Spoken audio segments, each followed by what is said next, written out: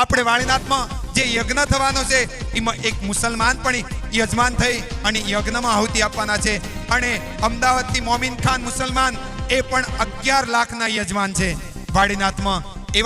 તો નમસ્કાર મિત્રો, ફરીવાર એક નવા જ વિડીયોમાં તમારું હાર્દિક સ્વાગત કરું છું।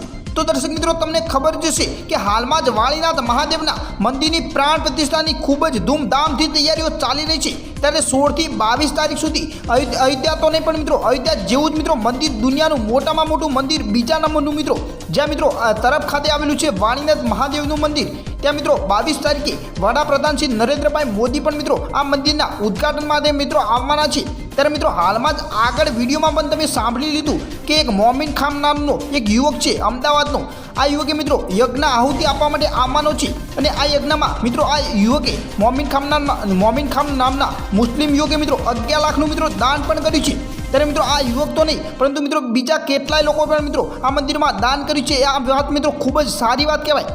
પરંતુ મિત્રો હાલમાં જ આ મંદિરની ખૂબ જ ધૂમધામથી તૈયારીઓ ચાલી રહી છે। ત્યારે આજે પહેલો દિવસ એટલે કે 16/2 મિત્રો 16/2/2024ના રોજ આજ એક દિવસ તો મિત્રો થઈ ગયો પ્રાણ પ્રતિષ્ઠા મહોત્સવનો।